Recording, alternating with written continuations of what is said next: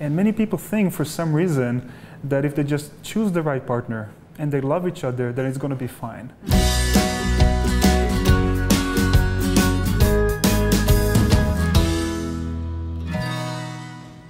So why do some couples lose their spark? Oh, I like this one. This is actually the most common question I get.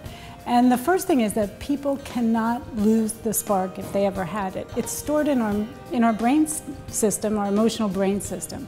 What people have to learn is they have to learn to nurture it and protect it and use it. And also create really good memories in the beginning. So people don't really lose their spark, they just don't protect it and take care of it. So what does that look like? Like if you're working with someone and you want them to bring it back, what do you do? Well, first of all, you have to make sure there's nobody else that they've taken and gotten another spark with, because you can't work with two sparks at the same time, which is usually when people are asking that question, in my experience.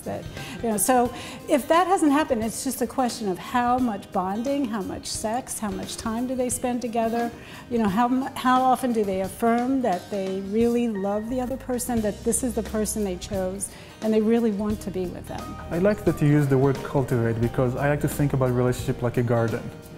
Like you have to tend to it, you have to grow it, you have to make it blossom. And many people think for some reason that if they just choose the right partner and they love each other, then it's going to be fine. But this is like putting like an automatic irrigation on your garden and never going back to it again. So you have to do it on a daily basis. You have to make sure that you have the right skills, you have the right knowledge, and that you're putting something into the relationship that make it work. It's almost like people think they can put their relationship on hold for a few years. Right, exactly. So you leave it on hold, and then you turn towards it, and somehow it seems to have evaporated. The research really says that what happens with the erosion of bonds is that people stop turning towards each other and giving each other emotional support and that's creating that sense of emotional connection. And then they just start getting into conflict. It's like the conflict is the inflammation that comes from this sort of distance that happens in the relationship, and everybody just assuming the relationship is there and not paying any attention to it. I think also sometimes people need to go back to the way they felt about each other and what they did during their courtship when they first met. I think there has to be a good amount of time spent together, but also time apart. I think it's nice to miss your partner or have the person go do some activities or a hobby or an interest that they really like, and then they come back and they talk to you about it, and you think that they're interesting. It's not just like their identities have completely merged. And I think it's a combination. The other thing about that one that fascinates me is that when people talk about spending time together, sometimes if you listen to it, I mean, what they're doing is they're focusing on tasks or activities. They're saying things like, well, we spent time together because we talked about what we were going to do with which school the kids were going to go into. And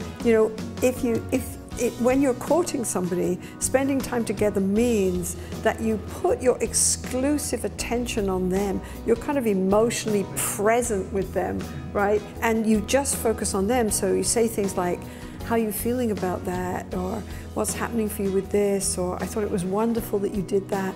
Then somehow we get to a place in our lives where we say, we did have a long talk. We had a long talk about what school Jimmy's going to go to, and are you going to take that contract, and shall we put a new piece on the house? And somehow it all becomes about business rather than about the I'm your special one.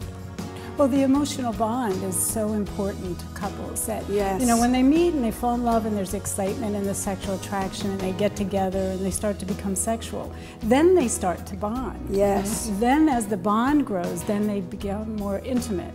So it kind of unravels the same way as people don't spend time, they're not intimate, the emotional bond is weakening, then they stop having sex. And when that happens, it's like, what do you do next? And so it's really, because you have to talk about how much sexual chemistry did they have in the beginning. Well, it was great, but nothing's happening now. And so you have to walk them through all those parts. And the fascinating thing about that is I feel like we live in a society that thinks that sexual chemistry should just kind of be there in the room like electricity, when there's no emotional connection at all. It's like there's no attunement happening. You're not actually meeting to create a spark. There's no attunement happening, but people say, well, I've lost the chemistry, I've fallen out of love.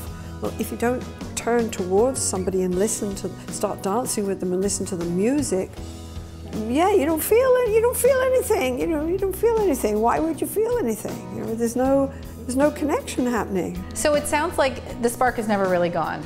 That if couples take the opportunity to look inside themselves, to give before they just expect their partner to do it, have a little cuddle time, get connected again, that they can really bring the spark back.